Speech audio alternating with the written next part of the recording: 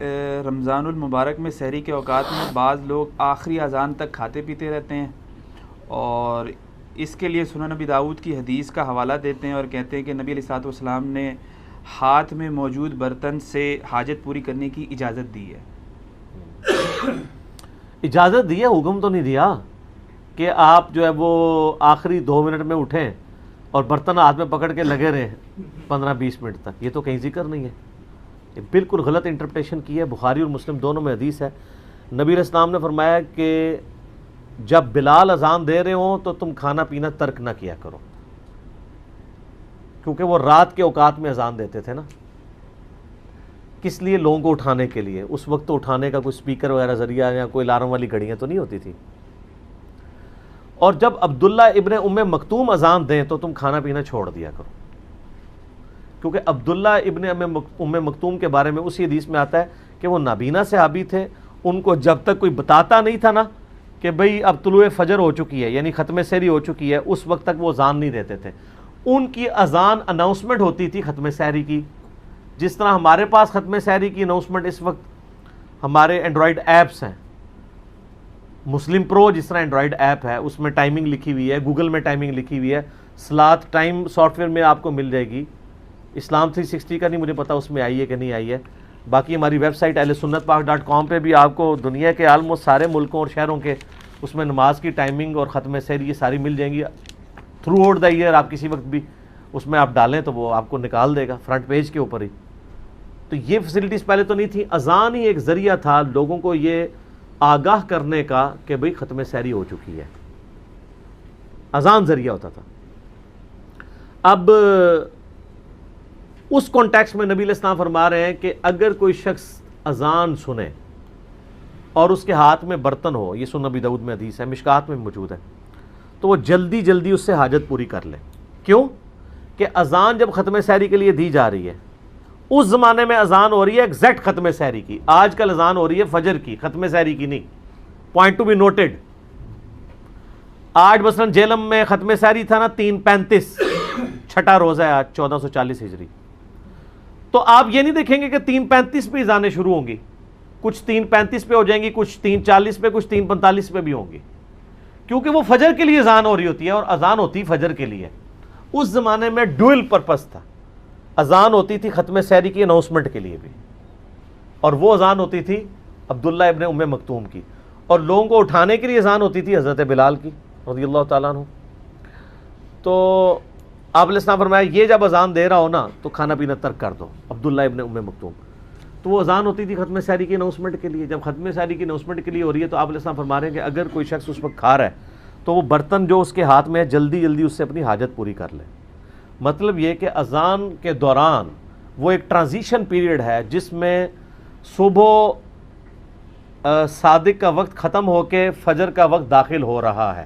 اچانک تو کوئی بم نہیں نہ پھٹتا کہ جی ایک وقت دوسرے میں داخل ہو گیا، آہستہ آہستہ وقت داخل ہوتا ہے نا۔ سورج بھی دیکھیں 7 سے 8 منٹ لگتے ہیں سورج کی ٹکیا کو باہر نکلنے کے لیے، ایک دم تو سورج باہر نہیں آ جاتا نا۔ اس طرح وہ جو ٹرانزیشن پیریڈ ہے درمیانہ، وہ ایک پیریڈ ہوتا ہے، اور اس میں ایک اجازت دے دی گئی کہ جی اگر کوئی لیٹ اٹھا ہے بائی چانس اور اس کے پاس ٹائم نہیں بچا تھا، اب اذان شروع ہو گئی ہے، تو ظاہر ہے اسلام میں پسندیدہ نہیں کہ کوئی بغیر سحری کے روزہ رکھ لے، کیونکہ ظاہر اس کے لیے کاٹنا بھی مشکل ہوگا، اور ویسے بھی صحیح بخاری میں حدیث ہے کہ سحری ضرور کھایا کرو، اس کے کھانے میں برکت ہے، اور ہمارے اور اہل کتاب کے روزے کا فرق ہی سحری کا فرق ہے، یہ بھی صحیح بخاری میں حدیث موجود ہے۔ تو نبی علیہ السلام نے فرمایا کہ تم اس برتن میں سے لے لو جلدی جلدی۔ تو وہ ٹھیک ہے اگر کوئی شخص لے کے اٹھا ہے، یعنی ایک بندہ 3:30 پہ اٹھا ہے، اس نے سحری شروع کی ہے اور 3:35 کے اوپر ختم سحری ہو گئی ہے، اذانیں شروع ہو گئی ہیں، تو وہ جلدی جلدی اس کو پورا کرے۔ اب یہ نہ کرے کہ آخری اذان تک وہ کھاتا رہے، ایک ہی اذان تھی، یہاں تو اذانیں شروع ہوتی ہیں تو ختم ہی نہیں ہوتی ہیں، اس حساب سے تو اذانوں کے اوپر ہی اٹھنا چاہیے، تو تب بھی آپ کھانا شروع کریں تو اذانوں کے ختم ہونے تک آپ کھا سکتے ہیں، وہ روزہ نہیں ہوگا۔ اور الٹا یہاں پہ اہل حدیث کے ہاں تو ایک بڑا اس کی غلط انٹرپریٹیشن، میں 2008 کی بات ہے، میں اسلام آباد میں ایک اہل حدیث کی مسجد میں اعتکاف بیٹھا، تو وہاں میں نے یہ ایک عبرت ناک منظر دیکھا، 600-650 لوگ وہاں پہ اعتکاف بیٹھے ہوئے تھے، عورتیں مرد ملا کے، عورتیں الگ تھیں مرد الگ، کہ وہ ہمیں سحری کے لیے اٹھا لیتے تھے، گھنٹہ ڈیڑھ پہلے سحری لوگ کرتے تھے، تسلی سے سحری کر کے پھر وہ مسجد میں، بہت بڑی مسجد تھی، واک بھی کرتے تھے. جیسے ہی اذان شروع ہوتی تھی سارے کولروں کی طرف بھاگتے تھے اور پانی پیتے تھے. جی وہ جی اذان شروع ہوگی، جلدی جلدی پانی پی لو. تو روزہ تو ہوتا ہی نہیں ایسے. وہ تو اس میں ہے کہ آپ برتن آپ کے ہاتھ میں تھا اور آپ سحری کر رہے تھے، اس دوران اذان شروع ہوئی. یا تو اذان شروع ہوئی ہے تو آپ برتن پکڑنے کے لیے بھاگ گئے ہیں، نہ غلط ہے. تو آپ پہلے ہی بند کریں. میں نے تو اللہ کے فضل سے جب سے ہوش سنبھالی ہے، روزے رکھ رہا ہوں، میں تو 5-7 منٹ پہلے ہی روزہ بند کرتا ہوں. احتیاط کی بات ہے نا جی. آپ جناب آخری منٹ تک جناب اس کو گھسیٹ کے لے کے جا رہے ہیں، تو ایسے لوگوں کا کوئی روزہ نہیں ہے. یہ صرف اس کے لیے فیسلٹی ہے کوئی لیٹ اٹھا. اور بعض لوگوں نے تو روٹین بنائی ہے کہ وہ اٹھتے ہی آخری 1-2 منٹ میں اور روزانہ اس طرح کرتے ہیں، تو ان کا کیا روزہ ہوگا. آپ دنیا کی عدالت میں بھی وہ کیس لے جائیں تو آپ کو وہ بھی کہیں گے کہ یار یہ اس کا یہ مطلب تو نہیں تھا کہ آپ نے یہ کرنا ہے، آپ نے کام ہی وہی کرنا شروع کر دیا. تو یہ ایک فیسلٹی تھی اور وہ اس کے ساتھ جڑی ہوئی ہے، نہ کہ یہ ہے کہ آپ جو ہے وہ اٹھیں ہی لیٹ اور آپ اس وقت میں کھائیں، یا آپ پہلے کھا کے فارغ ہو چکے ہیں اور جب اذانیں شروع ہوں اس وقت پانی پینا شروع کر دیں. تو سر وہ آپ روزہ رکھ نہیں رہے ہوں گے، روزہ افطار کر رہے ہوں گے. وہ افطار ہی ہو رہا ہوگا، روزہ رکھ نہیں رہے ہوں گے آپ. اور یہی حال ہے غروب آفتاب کے وقت بھی.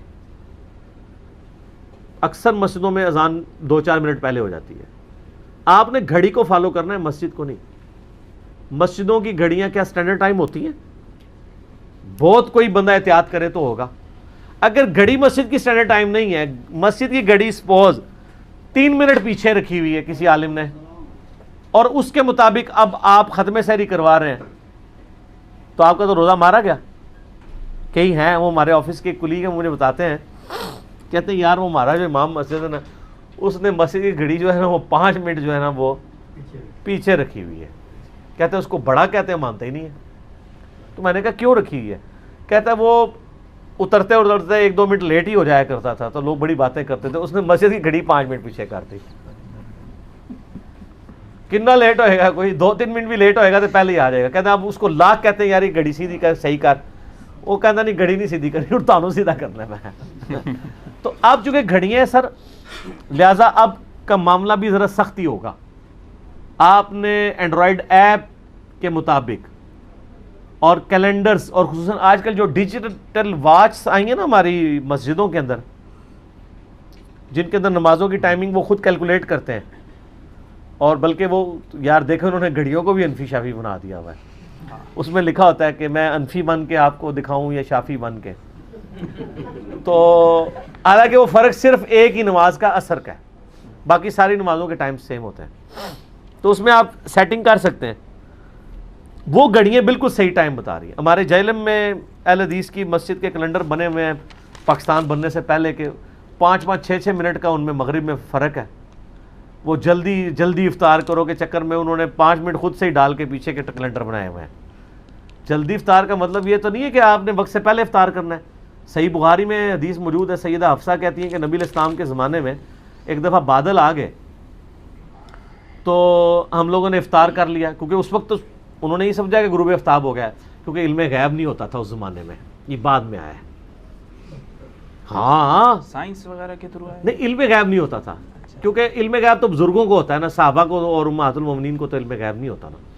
تو وہ بادل آئے، انہوں نے روزہ افطار کر لیا، تھوڑی دیر بعد سورج کہتی ہیں دوبارہ نکل آیا.